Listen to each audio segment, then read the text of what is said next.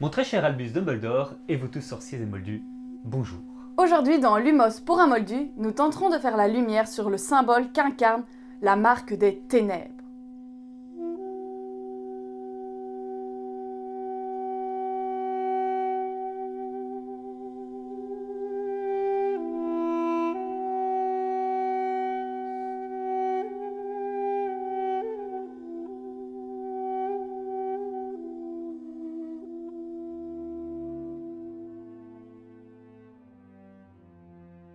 La marque des ténèbres, imaginée par J.K. Rowling, est représentée par un serpent noué autour d'un crâne humain, lui sortant par la bouche comme recraché par la mort elle-même.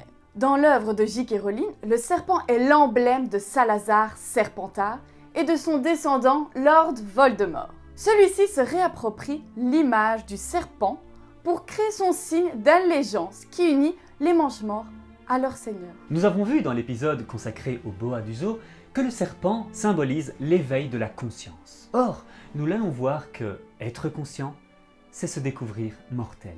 Tel est du moins l'enseignement de l'allégorie adamique dont nous allons parler, entre autres, aujourd'hui. En effet, comment aborder symboliquement le serpent sans parler de son rôle de premier plan dans la Genèse? Par ses insinuations, le serpent joue un rôle déterminant dans le processus d'émancipation et d'humanisation de l'homme. Et de la femme. Cela va sans dire. Je précise tout de suite qu'il ne sera pas question ici d'un catéchisme ni d'un cours de religion. Nous allons aborder cet épisode biblique d'un point de vue purement symbolique et allégorique. D'ailleurs, en parlant d'allégorie, il me semble que le serpent est le symbole par excellence de la tentation. C'est bien lui qui incite Ève à cueillir le fruit de l'arbre de la connaissance du bien et du mal. Oui, tout à fait, il incarne la torture et le délice de la connaissance dans le processus d'humanisation du couple adamique, le couple amer du savoir. Ève, par l'intervention du serpent, ouvre en quelque sorte l'esprit d'Adam. De son dialogue avec le serpent, son alter ego, elle fait émerger une réflexion, une interrogation métaphysique sur son origine, sa nature et sa destinée de créature humaine. D'où venons-nous? Que sommes-nous? Où allons-nous? En écoutant en elle la voix du serpent, la femme inaugure la voie de l'intelligence, capable de s'insinuer et de circuler dans les resserres secrets de l'entrelac du monde. Mais comme nous le voyons malheureusement dans la suite de la Genèse, la femme sera blâmée pour avoir écouté la voix de la sagesse serpentine, qui conduit vers une science mortifère. Car en accédant à la connaissance, le couple adamique se découvre mortel.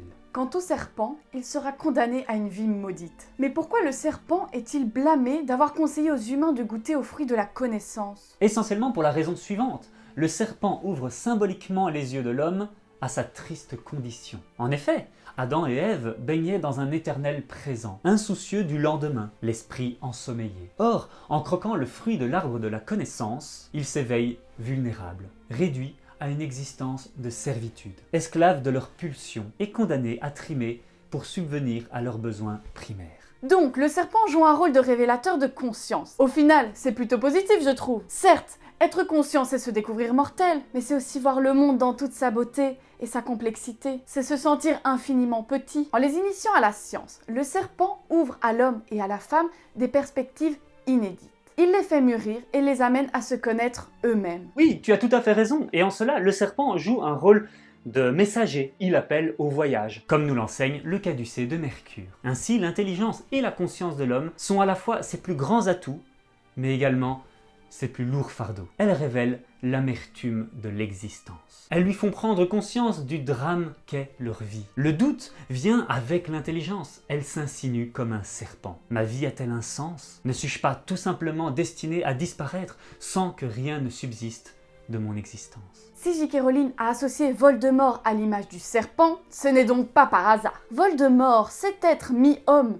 mi-serpent, symbolise la conscience de la finitude, cause de l'angoisse existentielle. Voldemort rejette le fatalisme. Il craint la mort plus que tout. Oui, et cette non-acceptation de la disparition nous amène donc vers une seconde acception de l'image symbolique du serpent, qui fait également écho à la marque des ténèbres. Ce second emploi est représenté par un symbole ésotérique très connu, l'Ouroboros, un serpent se mordant la queue. L'Ouroboros est le symbole de la destruction par dévoration, mais aussi de la création par transformation de la matière, de la consommation et de la transmutation, où rien ne se perd et où tout se transforme. L'Ouroboros est un symbole très ancien et récurrent sur plusieurs continents et dans plusieurs cultures. L'une de ses représentations les plus anciennement connues des archéologues est d'origine égyptienne et date du XVIe siècle avant l'ère chrétienne. Sa forme circulaire suscite diverses interprétations au sein des études hiéroglyphiques. Selon ces études, l'Ouroboros encercle la totalité du monde existant.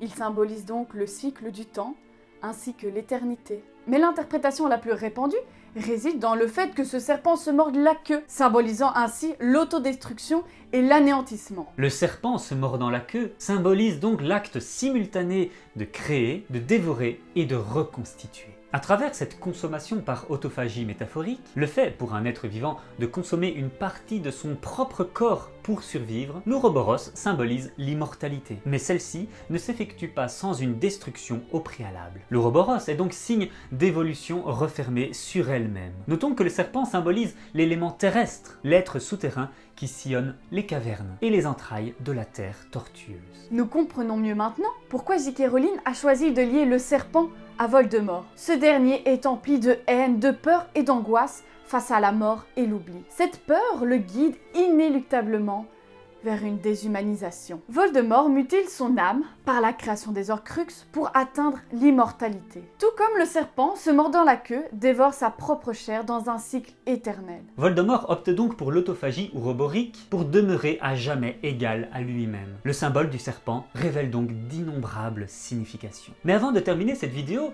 je voudrais en ajouter une qui serait un peu plus politique cette fois-ci. Le mouvement cyclique et éternel de l'Ouroboros, représenté dans l'œuvre de J.K. Rowling par La Marque des Ténèbres, me fait également penser à cette célèbre citation de Churchill. Un peuple qui oublie son passé se condamne à la revivre. Elle fait référence aux horreurs et actes inhumains qui furent perpétrés durant la Seconde Guerre mondiale. Or, il se trouve que J.K. Rowling a confirmé l'analogie entre le règne de Voldemort et le régime hitlérien. Tout comme le symbole de l'Ouroboros, la phrase « Un peuple qui oublie son passé se condamne à le revivre » nous enseigne qu'il nous faudra renaître 1000 fois, mourir à nouveau 1000 fois, et que tout ce que nous avons appris, nous devrons le réapprendre. Le mouvement sinueux du serpent qui se mord la queue et maintient le Seigneur des Ténèbres en vie, toujours égal à lui-même, n'est autre que l'amnésie chronique qui frappe les hommes, condamnés à revivre perpétuellement les mêmes guerres, les mêmes victoires et les mêmes défaites. Ce, depuis la nuit des temps et jusqu'au crépuscule de l'humanité. Voldemort est plus qu'un simple leader, ou l'analogie de Hitler, c'est la personnification de cette faiblesse inhérente à l'homme qui se perpétue de génération en génération. Lord Voldemort reviendra indéfiniment à la vie,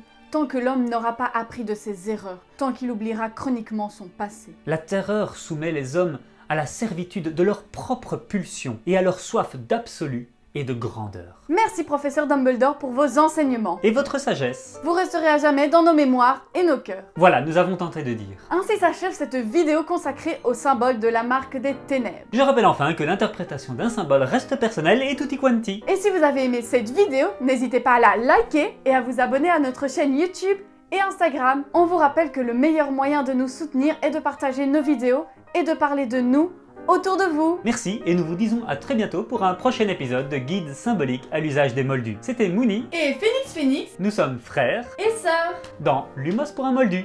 Allez, tchuss les moldus. N'oublions pas le pop du jour.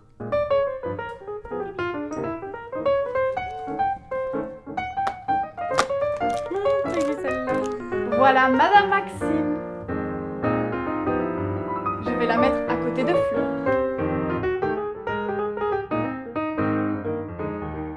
Allez, tchuss les moldus.